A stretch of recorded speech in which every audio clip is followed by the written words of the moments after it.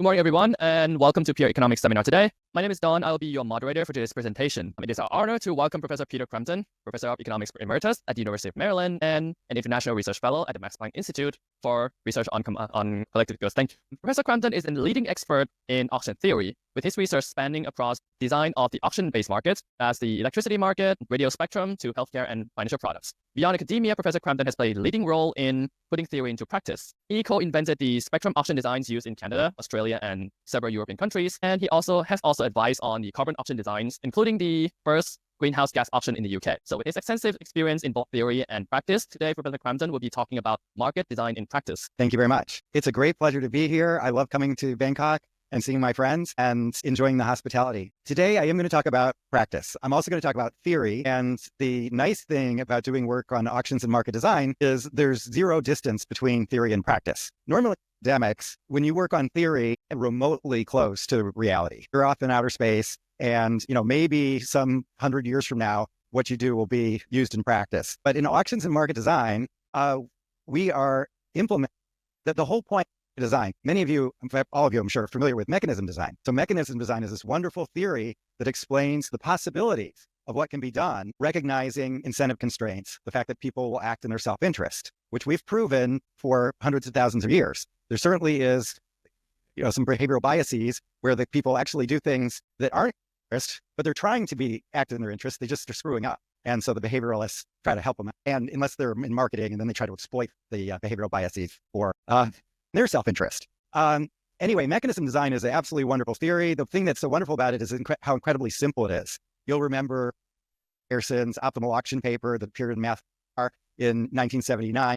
It's like that is something a grade schooler could learn, right? It's just the absolute simplest calculus in the world. In fact, that's, I think, why it got placed in Math of War, because it was so simple. It was probably rejected as being, oh, this is too easy. But I don't know, somehow Math of War, I don't know, maybe put an integral sign or something, they got excited. But the beauty of mechanism design is that it is so easy. You can use simple mathematics to understand the possibilities. Still, it is theory. The goal is to produce theory, to understand incentives. And by contrast, as created by Al Roth, others at Stanford, like Paul Milgram and Bob Wilson, is instead to have a big impact. So it's basically taking theory, good experiment, good anything, an interdisciplinary approach, and solving practical problems. And Al Roth's famous paper is basically saying that.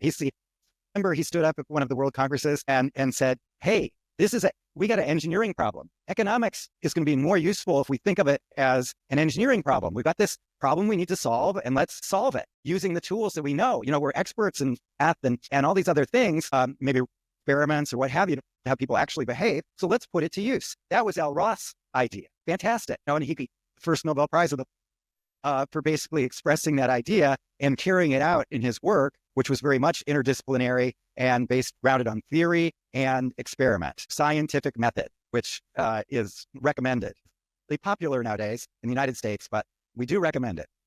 That's what market design is. And I love it. It is the best job in the world to be a market designer, because you get to have all you're doing is pointing out very simple ideas. So my talk today is going to be so entry that you'll be able to go home, those of you that have children, go home and explain it to your children, as long as they're age 6 or more, and basically explain the whole thing to them, and they will understand it. I guarantee it. Now, the problem is experts and special interests. And the two coincide. So as you know, in every sector, in every country, there's special interests that are seeking to make as much money as they can. Good for them. To do that is by basically misrepresenting. They say things that sound good in order to trigger the reaction that they want. And the misrepresentation is intended to deceive, which is the definition of lie. And it's also intended to make money, which makes the definition of fraud, right? Misrepresentation with the intent to deceive in order to make money. That's how in English, I don't know how you define fraud in Thai, but that's how we define it in English. So that is what folks are engaged in. Now, truth will be, we have access to information and knowledge, and so truth will prevail, and the arc of the universe will bend towards efficient markets. But the reality is just the opposite. We've never been at a point where there is more misinformation, where there are more myths that are propelled to the public, or just blatant lies. And every sector in every country, you see what happens when you let the special interests dictate the policy. So for example, let's take something that you know very well, money settlement. So how do we do settlement in the United States? We have our clearinghouse. Now, our clearinghouse is a national monopoly, and it takes 3 days to process a paper check. It takes 3 days to process an electronic check. It is disgusting, pitiful, and extremely embarrassing. As you know, here in Thailand, you can have something like Prompt, where it takes 5 milliseconds to process a transaction with zero friction. So so why do we do it this way? Is it because people in the US are stupid and they don't understand that there's computers and electronics and you don't need paper checks? No, it's not. It's because the status quo is perpetuated by the special interests. Stigler made this point very clearly in his Rand or Bell Journal of Economics paper in 71 or something like that, where he said that by and large, regulations are written and enforced by the regulators for the benefit of those being regulated. That's regulatory capture. Regulatory capture is alive and well in every sector, in every country. It's just a question of how extreme it is. And that's why, as a market designer, I can stand up and I don't have to be incredibly clever and know Ito calculus and all this fantastic stuff, because where I can have the greatest impact is to explain to people what the first best is. I just tell them, okay, what do you need for economic efficiency? Let's make the pie as big as possible. Okay, what's the basic properties of efficient market? And I describe that. And what do we need? We need information. We need a friction-free trading platform. And then we have perfect competition. And it's that simple. So now all I do, I've worked for 20 years on climate policy and cap and trade programs and carbon pricing programs. I've written a book, Global Carbon Pricing, published by MIT Press, that has a co-author where I was the editor, but it has contributors from 5 Nobel laureates. When I give climate talks now, I just have a single slide, price, carbon, and that's it. And I talk for an hour about explaining, the spelling and everything else in those 2 words. So, am I a genius to think, it never occurred to anybody that when you have an externality, that if you price it, that you get an efficient outcome? No, that's Peugeot, right? When was Peugeot? In the 1870s? Okay, the other big thing that I do is, what's the first best? Well, price equals marginal social cost equals marginal social value in a competitive market. So all you have to do is establish in any market, in any sector, in any country, an environment that is competitive, have market rules that allow efficient and transparent trade. And then you achieve the first best, and you have, because you can see the prices, they're transparent. And you can evaluate, is it the case that price equals marginal social cost equals marginal social value? If your answer is yes, you've achieved the first best. That is the brilliant insight, not of some super scientist in the 2024, but of Adam Smith, right? That's the first welfare theorem of economics. So it's, this stuff could not be easier. So that's what I'm going to talk to you about. And in particular, I'm going to describe the trading technology that enables this beautiful world, the first best. Now, the special interests will step up and say, Peter, you're full of crap, because we already know that we're in the 14th best. And we know that thousands of theorists have written papers showing that if you move towards the first best from the 14th best, you can make the world worse off. Well, you know what I think about that. That is bullshit. Sorry. Because yes, the theorists are really good at coming up with these tricky edge cases, special cases where something like that's true. But the reality is 99.9% of the time, if you move towards the first best, welfare will improve. So that's my message. And my mission for the next years of my life are basically going to be, so I probably have 3 decades left where I'm going to be screaming and shouting, let's have efficient and transparent market, period. So the reason I got so excited about this was, quite frankly, I got kind of exhausted by the climate change stuff. Because it's like, okay, that's hopeless. It's too complicated for people. They can't figure it out. So, but at the same time, I've been working in electricity markets for decades. And so I see the amazing results we have in the US electricity market. It's in the restructured markets. Not all the US is restructured, only about 2/3. But in the restructured electricity markets, there's 6 or 7 system operators. I can't remember which, each with distinct rules, but they all have the same mission. They all have the same basic structure, and they all are unbelievably efficient relative to any other market. What's so remarkable about this is electricity is by far the most complicated market imaginable. So, and if you're in some different industry, you'll disagree with that, but think about it. Electricity, we've got in any of these US markets, we've got tens of thousands of wholesale market participants. We've got thousands of network constraints. We have tens of thousands of non-convex constraints that have to be modeled and represented and solved for optimality. We have a single instrument that we can use to balance supply and demand in every second of every hour of every day. And if we don't do that, the lights go out. That single instrument is price. Price is the only instrument the system operator has to balance supply and demand. Now, is it easy because supply and demand doesn't move around or moves around in predictable ways? Absolutely not. There's huge shocks. The weather is an unbelievable shock. A cloud going by can have a big impact when you've got a lot of solar. The wind can stop. The generators can fail. So you have these big units, 2 gigawatt nuclear unit, a 1 gigawatt combined cycle unit that can just decide it doesn't want to work anymore, or it's supposed to start up and it doesn't start. So you get these huge shocks in supply and demand all the time in electricity markets. And we've got this single instrument. And so as a result, that instrument is really utilized. The price of electricity in the United States, all these markets, varies. In Texas, it varied from minus $200 to plus $9,000. And you can have a swing from minus $200 to plus $9,000 over a period of hours. Name one financial product for which that's the case. What happens if Google stock shifts by 2 orders of magnitude? Yeah, I mean, you've got circuit breakers that if anything changes by 10% in a 2-hour period, market shuts down, right? Or something like that. We have some rule. I can't remember the exact rule, but it's basically if the price changes quickly over a short period of time, we stop trading. We just shut off trading. Because we don't actually need to trade that much. It's perfectly fine if there's no trade. It's no big deal. We'll trade tomorrow. Electricity doesn't work that way. Electricity, we have to balance supply and demand every single second or the lights go out. And when the lights go out, people die. Hundreds of people die. In Texas, Winter Storm Uri in February 2021, I was one of the independent directors. I was in charge of market design at the time for 5.5 years before Winter Storm Uri. We had a massive 30 gigawatt swing in supply and demand because of the cold snap, the extreme cold snap, which is something that hadn't been seen for 50 years. And the power went out for 3 days for 25% of the Texans. 243 people died. The cost was $110 billion or more. So that's what happens when you lose electricity. And you always lose it at the worst moment, right? So they lost their electricity during this cold snap when it was way below freezing. Texans have no clue about what freezing means. They're like people in Bangkok had no clue.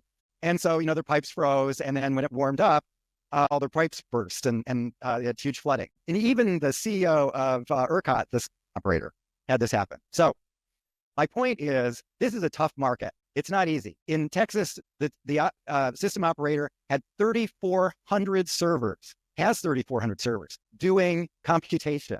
There's a lot of redundancy. So they've got multiple physical sites in different parts of Texas so that if one goes out, the other one will run. They all have backup generators, 3 times over. They've got batteries, they've got diesel, they've got everything. We paid $5 million a year to have a team of people ready to bring in food, table, beds, blankets, everything to the command center. That's how critical this stuff is. Every single year we practice blackout. And black start. This is not, people in finance would say, oh, our financial markets are much more complicated than that. Really? Give me a break. That's one of our, so the interesting thing is, the natural way to implement things would be, let's do the easy markets first. Let's start with finance. And then let's do communications. That's another easy one because communications is storable, just like money is storable. I'm sure you store some somewhere. I'd like to know where, but, and then we could do transportation. That's easier. That's just 1 million people moving around Bangkok or 10 million people. And then we could do electricity last because that's the hardest. Okay. But how's it going to go in practice? I'm going to start with electricity, the absolute hardest. And the reason is the same reason that the EU has IBAN and the United States has God knows what. The reason is that Europe had a real big problem with 27 different countries, 27 different currencies. How could they have an economy if they couldn't have an easy way to move money around among people? Had to solve it. 27 different languages, currencies, everything. They had to solve that problem, and they did.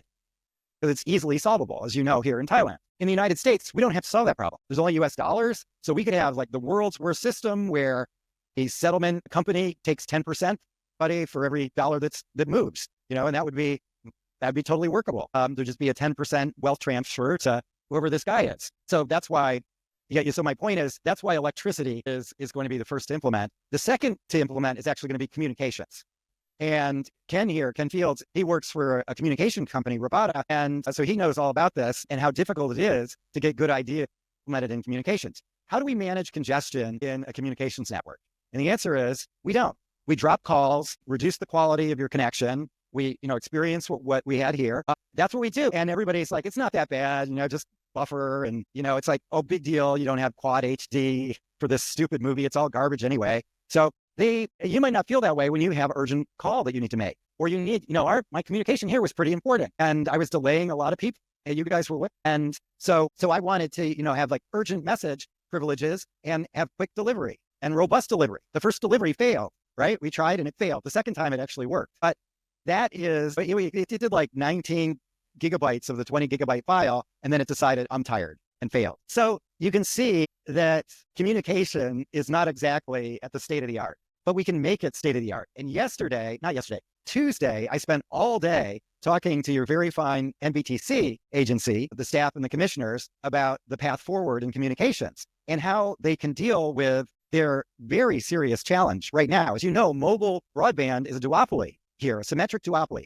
There is nothing worse than a symmetric duopoly in terms of competition. It's much worse than monopoly, because monopoly, you at least know what you got. You know it's a monopoly and you can regulate it like monopoly. Duopoly, the guys can pretend that it's competitive.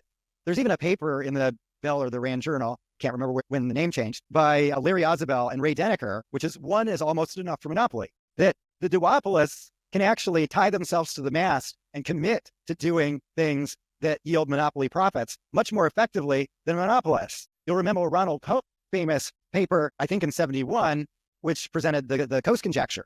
And the Coase conjecture is basically like, if you're a monopolist, you're screwed. If you can't commit, you're gonna sell at the monopoly price, and then that part of demand is gonna go away, and then you're gonna lower your price, and you're gonna keep doing that. But then the smart guys recognize that you can't commit, and so they're just gonna wait till the price is low. And so the monopolist is forced, without commitment, to sell at marginal cost. But actually, a duopolist doesn't have this problem, because they can do have a repeated gain reciprocity arrangement that supports monopoly. They have a vehicle to do the commitment. So it's really fascinating that. Can I have a glass of water, please? Thank you. Thank you very much. It's amazing that you have this predicament, but NBTC has a solution. And today I'm going to explain the solution. And it's the solution in communications. It's the solution in electricity. It's the solution in transportation, in compute resources, in everything. So it's completely general, completely flexible, and it's based upon two principles. One is Adam Smith, that efficient and transparent markets support economic efficiency, that is maximize total welfare, as long as the potential market failures are addressed. And I'm going to address all of the market failures. The market failures, as you know, we were just talking about one of them, market power. So I'll explain how that's addressed. Can be addressed. Incomplete markets. So we know that because of the trading technologies that are used today, there's limited liquidity. And the response of traders to limited liquidity is to concentrate all trade in one product that is the most liquid. So for example, if you're an energy trader in Great Britain, what you do, you're interested in Great Britain forward electricity to hedge your risk and trade forward Great Britain, because Germany's got a totally screwed up market, but their market and price more robust, it's highly correlated with Great Britain price. And so that's the one that the traders use to hedge Great Britain price fluctuations, which is really quite interesting. And we see that in every commodity. So in electricity, in Texas, it's the hub price. In gas, it's Henry Hub. So all these things. In finance, where does price formation happen in financial markets? Does it happen in Bangkok? Probably not. You're not big enough. Huge. And there might be some special things for which you are, like Bangkok companies. But where's the price formation for Google and Apple? That price formation, you might think, is in New York, of course. That's where the exchanges are, in New York. But you'd be wrong. The price formation takes place in Chicago. Why does it take place in Chicago? Because of the trading technology. CME has a monopoly in the forward index for Google, or near monopoly. Well, they have a monopoly in that product. It's they own that product. So, and there's certainly competitors that have competing products, but it's not the CME forward. And when we trade continuously, it always goes to the most liquid, wherever that might be. And it varies from commodity to commodity. The big problem in finance, which is dear to your hearts, I'm sure, is the continuous trading technology. And that forces all the market participants to engage, and I mean wholesale market participants. I'm not talking about day traders, but all the wholesale participants in finance spend a lot of money on arms race tools. So speed tools, which are basically co-location at the exchanges, at every exchange, and low latency data feeds. And in fact, all the exchanges make most of their money selling those arms to they're the arms dealers of the world in this high frequency trader race. And Eric Budish and I wrote a paper which on this that came out in QJE in 2015 that you've probably read, but if you haven't, it's worth a read. It's actually, it makes a very good point, which is all this stuff is complete nonsense. The reason you have this issue is there's a prize for the guy that's the fastest. You got this order book that's sitting there. You process orders as they come in. And so whenever there's in the world, even when this change is observed simultaneously by everyone, there's going to be somebody that's the fastest that runs in and picks off all the stale quotes. That's the prize that they're all chasing. And every company, every trader, unless you're dealing with a moron, in which case that guy's going to go belly up pretty soon, is using these tools to be able to compete in this arms race. Now, it's competitive, and so these guys are stealing pennies, but the pennies add up to, in the United States, to about 10 billion a year. It's significant money, and it's all pointless. And the finance guys will point out, well, oh, the market's it's very efficient. And yeah, it's true. The amount traded is orders of magnitude more than $10 billion. But why waste that the $10 billion is complete waste because you don't need it. You can just do auctions and then have price be the priority rather than time. And you get efficient market outcomes. Okay. There's no to front run. There's no incentive which is illegal, but happens every nanosecond because the regulator can't see it because their feed is 2 orders of magnitude slower than the state of the art. Always. I mean, it just always goes that way. The regulators are slower to adopt the latest technologies. So why don't we fix the problem? Well, Eric and I go to the CFTC and the SEC and point this out. And the high frequency traders raise their hand and say, Peter, that's our $10 billion. And I say, I know, but it's just waste. I'm talking to the regulator now. I know they're going to complain about it. It's just waste. But then the high frequency traders say, well, look, regulator, if you change, remember the first rule of regulation is first do no harm. So, this is pretty scary stuff they're talking about. This and then, we're supply and demand cross and you determine the price. How could you possibly be able to do that? It sounds really complicated. So anyway, they put the fear of God in them and they don't change. And that's the way it is. Thank you. So, that's my life. So I used to, when I was younger and I first came to Washington, D.C., I thought I was going to have a heart attack because my blood pressure went sky high. Now I'm like, yeah, I know you're talking your book and that's great. Go for it. I don't need to, it's complete bullshit. And so, tell it to the regulator, not to me. You're not going to convince me that you're doing this great, good thing, stealing $10 billion. That's, so now I've mellowed out a little bit, but not too much though. So the technology is very powerful. I said this was simple. Here, this is the key slide of the day. What happens in electricity markets is as in any sector, the legislature passes a law enabling some administrative agency, non-government organization to market rules and conduct the market. So that's what happens to electricity. So the legislature, Texas, passed a law saying, okay, the public utility system, the agency, the authority creates an independent system operator to conduct the market. And the mission of the independent system operator will be to provide reliable electricity at least cost to the consumers of Texas. Wow, that's a pretty nice piece of legislation because what that does is it establishes an organization, this independent system operator, that's got this incredibly simple mission and it's not ambiguous whatsoever. Because I said reliable electricity at least cost. So if you are an economist or an engineer, you know what that means. It means the lights have to stay on and at least cost is really important. Because it means that the market must be efficient. Only an efficient market can deliver a product at least cost. And so, in fact, ERCOT, the system operator in Texas, has exactly that mission. And I translate it into economic terms, maximize social welfare subject to physical and network and resource constraints. That is the physical reality of the world. And the market rules mathematically encode that operation. We have 3,400 servers perform that calculation because it's very complicated because of all the non-convex variables and constraints. So we have, so it takes, a lot of time and effort to solve, but we're really good at it. Guys are really good at it and the computers are unbelievably fast. And so we can do it.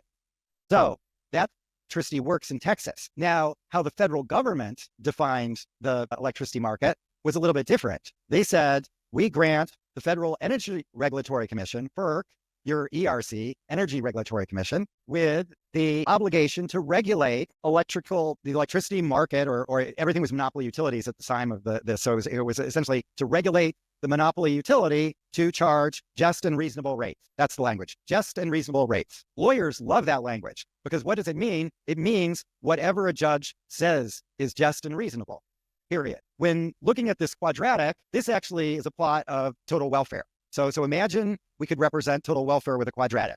And in fact, we can. If market participants express preferences as piecewise linear net demand curves, that is the only thing we're requiring is monotonicity of the demand curve. That's all. Or the negative supply curve, which is a demand curve. Just monotonicity. The demand curve doesn't slope upward. That's the only thing we're ruling out. And believe me, the demand curves do not slope upward. The theorists might write wonderful papers about upward sloping demand curves, and maybe there is some product for which that's true at some instant in time. But demand curves slope downward. So it's not a big imposition. Anything without structure, any continuous function, okay, which is pretty rich in, I didn't say how many products. We can have millions of products. So it can be in million dimensional space. And locally, it's a quadratic. Okay, so all I have to do is solve a quadratic locally. And we are really good at doing that. There's two types of problems in the world. In the East, well, actually, right up until the East, we thought there were two types of problems in the world: linear and nonlinear. Linear were easy, nonlinear were hard. And then in the late 80s, we learned about interior point methods and found out that, oh no, it's actually convex problems are easy, non-convex problems are hard. And so anything that's convex, we can solve easily. It doesn't matter what the size is. Anything that's non-convex, we may have trouble. We may be able to solve it, but we may have trouble if the problem gets big. So anyway, we're going to require in our trading technology that people express piecewise linear net demand curves, which is a huge generalization over the step functions that they're able to express in the continuous trading markets. So at the end of the day, we got a picture like this. Now, essentially, what the US legislature gave FERC was, what we want you to do is make sure the prices are just and reasonable, which means that basically all the stakeholders get to pick their favorite and lobby for it, and lobby to the judge that this X is just and reasonable and the others aren't. And therein lies the problem. So there's this huge food fight among the stakeholders about what X should be. By contrast, the Texas rule is, and I'm not that fond of Texas, quite frankly, the governor passed a law firing me. So after the storm, for political reasons, of course. The first thing you do is, when a crisis happens, is you throw somebody under the bus. And the first thing they did is, oh, there's some non-Texans on the board, throw them under the bus. And so I was gone. But the Texas market at the time was the best market in the world, probably. Argued among, and I'm probably biased, but that's pretty much what folks will tell you. So in any event, what the Texas law was saying, you got to provide electricity at least cost. Well, there's only one solution here, and that is you take the derivative, you represent total welfare, you take the derivative, set equal to 0, and X equals 0, right? This is why any of your children over 5 can understand this. I mean, maybe if they're 3, I don't know. I don't actually know how early you learn quadratics, but these days, but it's pretty, I mean, you can tell them, you can say, okay, here's an optimization problem. Can you solve it? And I bet they could do it. I built a whole company starting January 2nd, which is basically a team of economists, computer scientists, operations researchers, applied math guys, a lawyer, and others, some of whom have Nobel Prizes. And it's amazing. And so we basically are building this whole system, a commercial platform to implement all this. And we're giving it away as open access and open source code. So it's free to everyone, every sector, every country in the world, absolutely free. Because our interest isn't in making money. Our interest is in promoting good ideas. We want to have a positive impact in the world, just like you want to have a positive impact in the world. That's why you're working for the Bank of Thailand as opposed to Wall Street, right? You all could get jobs at Wall Street and get paid 4 times more. I mean, probably 10 times more than what you're making here at the Bank of Thailand. But so I think you can appreciate this. So, and our website, forwardmarketdesign.com, will provide lots of materials. Also my website, cramton.umd.edu. And so I've already described the market design approach. It's super simple. You start with what's the goal? And my favorite goal, you shouldn't be surprised, is maximize social welfare, subject to constraints. And then what are the potential market failures? Address the potential market failures. I mentioned, well, prisoner's dilemma, that's actually the arms race for speed, is a prisoner's dilemma. Everybody, we'd like to agree, not engage in the race, but everybody has an individual incentive to be faster than the other. So that's a prisoner's dilemma. Incomplete markets, Henry problem. The fact that all the trading is going through one market and we don't have the rich granularity in time and space that we need. Market power is the problem of the duopolist and the mobile broadband market. And then adverse selection and moral hazard are because of the incomplete information, the uncertainty, and the fact that people have private information. Okay, so there's hidden information, and that's all. So what our long-run objective is to get the stuff implemented. The way we're going to do that immediately is to demonstrate how powerful the technology is. And this applies to every country. And I'm not just talking about market-based economies that use price to allocate resources. It applies equally to China and Russia. How's that? Well, basically, the principles we're talking about are the same. They've got maximized social welfare that they would like to be doing. Some of them would like to be doing, but they have a hard time doing that because, of course, there's lots of special interests, just like in the rest of the world. And so what the Soviet Union got wrong was they basically did this optimization, but they optimized the wrong thing. They didn't optimize total welfare. They optimized else. And then it was all command and control, but the problem was the wrong objective. And what China does so much better than Russia did, or the Union did, is China sort of understands that the objective matters. They have to have a forward-looking good objective, and you do have to use prices. The price is the best, typically the best. You use some amount of command and control, and you say, no, we're just going to build this stuff. But the way you build it is to have a competitive auction to get the procurement to build the thing, right? So that's what they do. So it's some combination of planning, command control, but price plays a very important role in the Chinese economy. And so everything I say, it applies irrespective of where you are between total command and control and total price-based economy. Okay, so what we're doing is we're looking at the electricity market first because the data is so wonderful. So we've got 12 years of data, very detailed data at the nodal level which is substation in Texas. And we can use that data and the evolution of its resource structure, its dynamics in terms of weather and everything else in order to evaluate, well, how does this market perform? How can the market participants participate in it? And we're actually modeling all the market participants with utility functions that they're carrier utility functions. So that's a limitation, but it's perfectly fine. That's what everybody else does. And so we're having them optimized, which is perfectly appropriate in a wholesale market. That's what these guys do. And so I'm going to have another month or two. I'll have all the results and they'll all be open access. So you can take so the most important thing in these commodity markets that have time and location elements like electricity, communication, and transportation, or water, or pretty much any gas, anything else, is compute resources, is the spot market. Effectively, the spot market is the foundation for everything else. And you basically want a spot market, and then you want to trade derivatives. You want to be able to trade the spot product, and you want to trade all derivatives of the spot product. And you want to be able to trade them transparently and efficiently. And then you'll have an efficient market.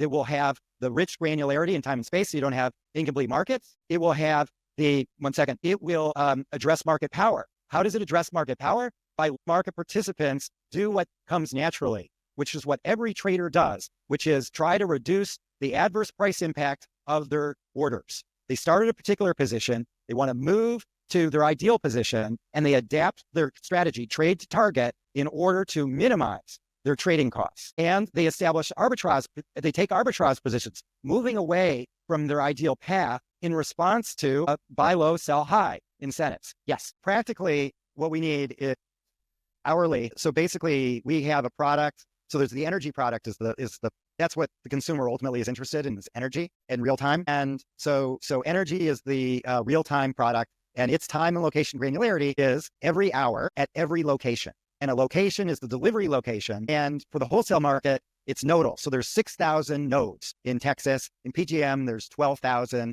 In ISO New England, it's 5,000.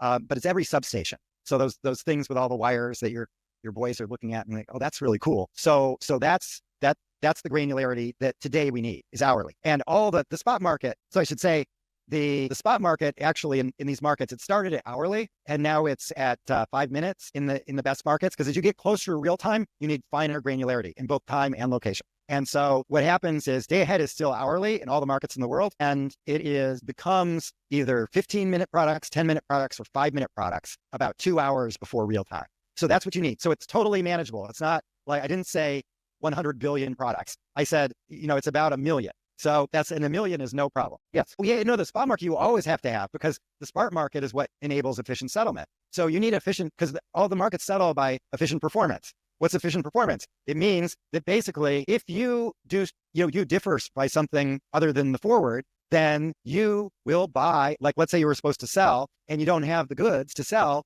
then you are a buyer in the real-time market. So the real-time market is absolutely essential because there's always going to be deviations because of the uncertainty. And so that's how you resolve it. So all these markets have a physical real-time market. It's only the market becomes physical at real time. That's it.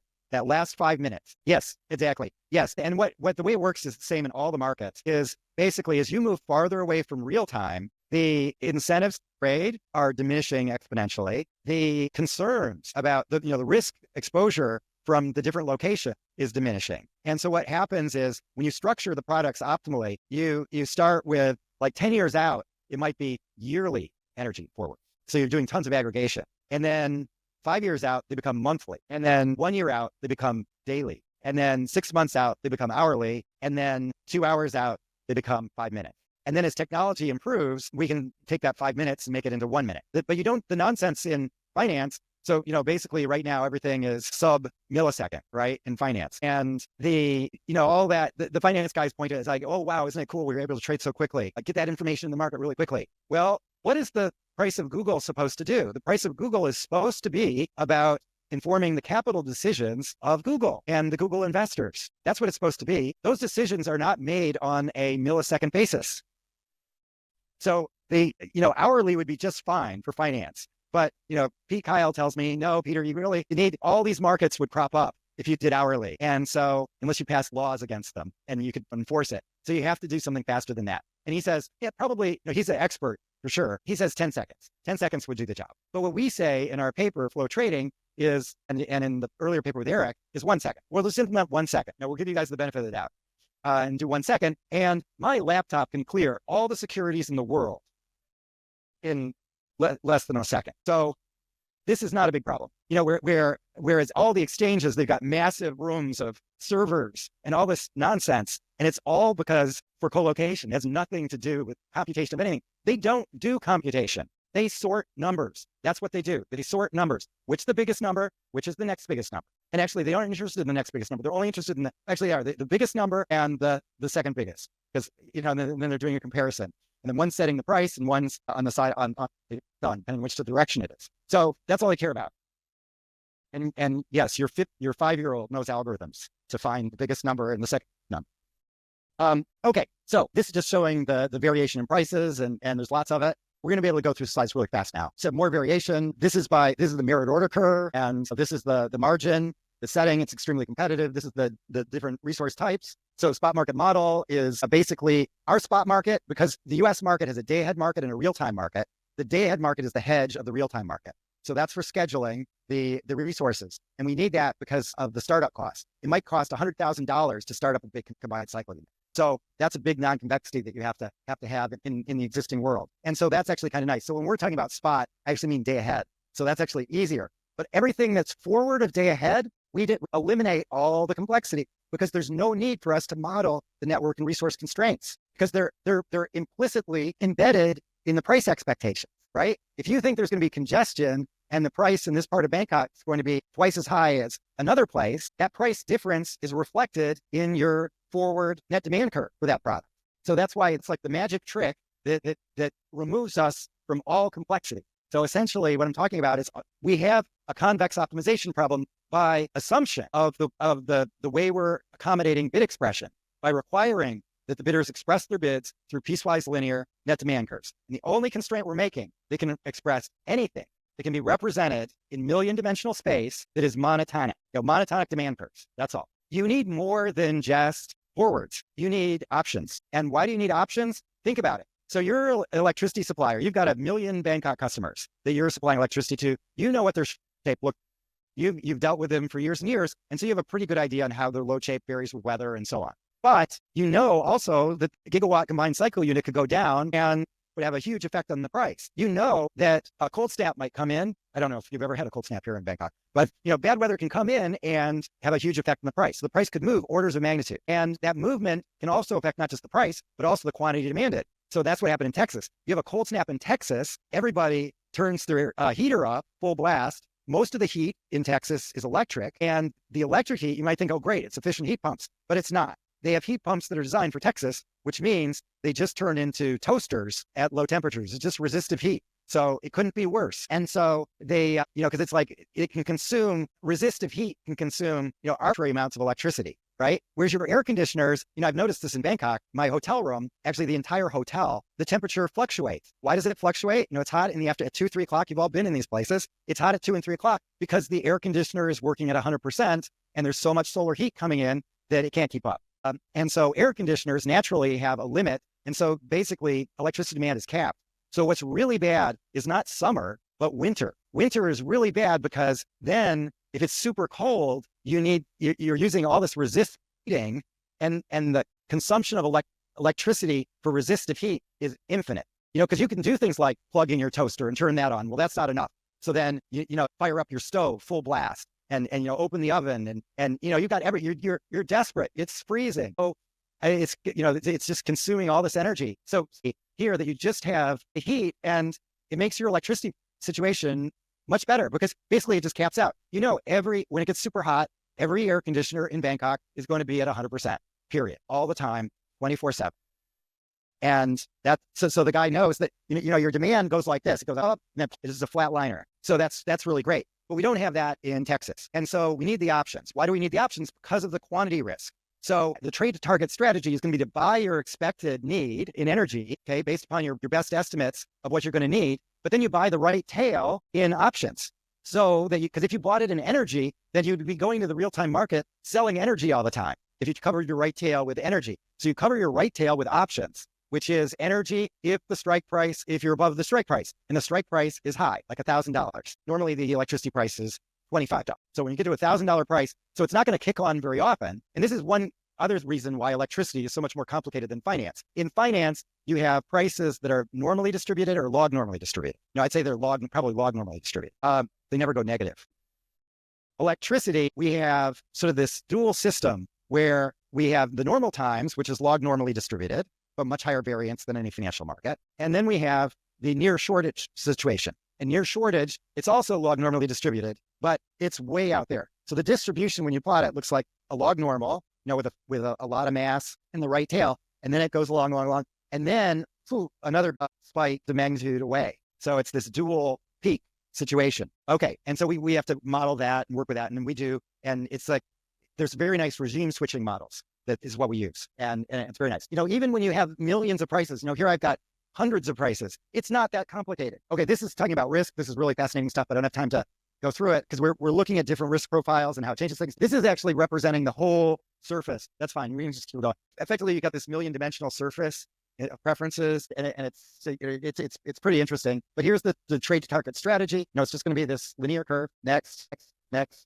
We can keep going for a while. There's this main loop in the opposite. Okay, wait. Okay, governance. Let me just say a couple things. I already said that. Centralized versus decentralized. So lots of people say, Peter, you like markets. You need to get rid of all these regulations. We want to just let the market rip.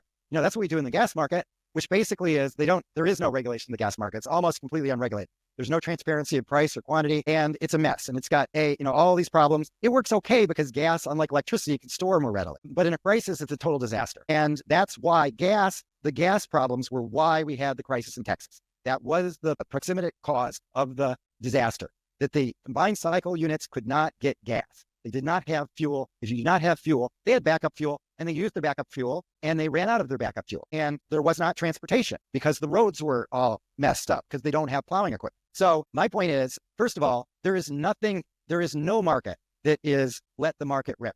Perfect competition works beautifully without any regulation. Every market is regulated to some extent. That is, at least you have contract law, right? You've got the ability to sign enforceable contracts. Okay, so that's regulation. In electricity, we have extensive regulation. But actually, when we do the regulation right, the regulations can be short and essentially encode the maximize social welfare subject to constraints, period. So very straightforward. So I raise this because a lot of we don't like Peter people say that, he's just pushing for some other centralized thing. He's got, like in our beautiful United States, we've got these exchanges compete with each other. And what you want is decentralized decision-making by billions of decision makers, but you want central clearing. Central clearing is important, it's valuable, and it's costless. So I want to make that distinction. Next. Almost done. Next. It is really slow. Okay, this is what prices look like in the United States, but we can go on. That's the nodal prices. There's hundreds of thousands of points here. But the big point here is, despite all this nodal price, because in Europe, what they say is, we can't do nodal pricing because it's too scary. There's too many prices. You remember the emperor, when Mozart asked, how did you like it? And when he went to the opera for 3.5 hours, and the emperor said, let's see, too many notes. That's it. Too many notes. Well, guess what? It's not a problem. Mozart responded by saying, there were exactly as many notes as necessary, Your Highness. And I say the same thing. There are exactly as many prices as necessary, Your Highness. And it makes no difference whether it's 1 million or 10 or 1. People can handle it. It's not a problem. We have spreadsheets. We can manage risk. And what this picture shows is that the risk is that the congestion it's not persistent. It's intermittent. It depends on things like these outages and weather changes and particular locational things. And so actually, a consumer's monthly bill is sort of, even if they're priced based on their particular location, their annual bill is just as volatile as anybody else's. Now, okay, there's a process to go through. First thing is measurement. You have to measure use. If you don't measure use by time and location, you can't price by time and location. So Germany has 0 smart meters. It's pretty amazing, right? In this day and age, Germany, one of the most sophisticated countries in the world, has 0 smart meters. The center of science until World War II, 0 smart meters. They cannot measure use. They couldn't implement this. Install the smart meters and then use the smart meters to charge efficient prices by time and location and give the participants the ability to hedge the locational risk, which is what an innovative service provider would do. They would offer a rate plan that bought energy and energy options on behalf of the consumer, all without the consumers knowing, that represented their load shape and variation. And then they could offer the best deal to the consumer on a monthly basis. And that's what competition brings. And so this is the path to efficient markets. Now, let's just jump to the very end. So if you do control end, I think it'll jump to the very end. That was a BMW, very nice. There's the math. There's how the difficulty is going up linearly. There's the transition to, it's okay. Okay, good. We're doing the detailed market simulation. Now, last slide. Okay, if you could make it big, because this is my favorite guy. So essentially the world is in a race. That's what, you're going to just click on this guy. Sorry. Okay, so Usain Bolt, and you remember the Olympics when, he's like coasting and he's beating everybody by meters. That's what we want. Yeah, and you'll also notice 3 Jamaicans in that race. So the Jamaicans are really good at running fast. You also notice that if they let me run in this race, I would be the fastest white guy in the race, which is kind of interesting. You could be the fastest Thai guy in the race. But in any event, the point is these guys are blazingly fast. We need to be blazingly fast on the regulatory side. If you told me, Peter, we like these ideas. We'd like to implement some of these ideas in some of our sectors in the Thai economy because we want a path to prosperity. And that's what the folks at the ERC and NBDC are telling me. And, maybe not all of them, but that's the staff guys are telling me this. So the higher you go up, the more they say, well, there's politics we have to deal with. So I definitely experience that in every country. So the point is that we have the technology. It's all implemented. The price is right. It's free. It can be implemented in 2 months. No problem. Customized to your country, to your sector, whatever it is. That's about what it would take. To design the products, as you pointed out, the products are super important to get that. So, but we have tons of experience with complicated products and, very good intuitions. I've worked in virtually every sector. And my team has as well. The constraint is the tyranny of the status quo. And that's everywhere. Oh, it doesn't mean gaps. Good. And where do you see it is in the process, the stakeholder process that determines the rules. So you need to, work the politicians, work the legislature, work agencies in order to tear down some of those barriers that are erected, just like Miller said, benefit of those being regulated, not for the benefit of the Thai people. And so just keep explaining, we want to do this for the Thai people. Don't we? Won't we be better off? And, speaking to the guy that's getting huge off, then the answer is going to be no. But the fact is there's few oligarchs out there. We're sort of really big into making oligarchs now in the United States, I guess, but it's a disaster. And it's a disaster. And so, use the prep, use your voice. You've got a fantastic voice here at the Bank of Thailand because you are the agencies. You are the most respected as being independent and representing the greater good. I have very strong views on that. I think finance is embarrassing. I think and I know that many of you have PhDs in finance, probably you did research in market microstructure or other areas. And so I apologize in advance. But, and this is here where I totally agree with Pete Kyle, who's probably the father of market microstructure. The greatest paper in the 20th century in market microstructure. I don't think there's any question about that. So Pete tells me, he's my colleague at the University of Maryland, completely agree with him, that the stuff they do is ridiculous. So, and it's really outrageous. So I just actually, this morning, our paper, Flow Trading, which is going to be the highest impact paper in market microstructure in the 21st century. Okay, you heard it from me. I might sound like an arrogant, and maybe I am, but read the paper and think about this stuff, and then look at the market microstructure literature. The bar is not that high. I mean, they are looking at what would happen if we changed the price tick from 1/4 to 1/8. It's things like that. It's like, well, that's a fascinating question. Or let's do an event study on this. It's like, and so I submit, so Eric submitted the paper to this DC conference, which is a policy conference held every year at the SEC. It's like the most, it's the biggest thing. And the focus is mostly it's on market microstructure because that's a big interest of the SEC. And, we were rejected again. the third time. So in my paper with Eric that got published in QJ and has over 1,400 citations, I think at this point, it just came out in 2015, that paper was rejected 3 times in a row by the market microstructure NBR working group. It was interesting. In the last year, the third time, Eric and I both went to the NBR market microstructure, and every paper was presented was talking about our paper. So, my views are a little tainted by the experience, but I think actually in almost every profession, people need to step back and say, what are we doing? Why don't we, what's the first best? Let's think about this if we're like an engineer designing a market, what should we do? And it wouldn't be, I've got a great idea. Let's change the price tick from 1/4 to 1/8. It's going to be things like prompt, where you'd say, let's have millisecond transactions with 0 transaction fee. Okay, that's the way a market designer thinks. And so that's what they should be doing. And people should be writing papers about prompt. They shouldn't be writing papers about different price ticks. So, but I'm rather opinionated on these things.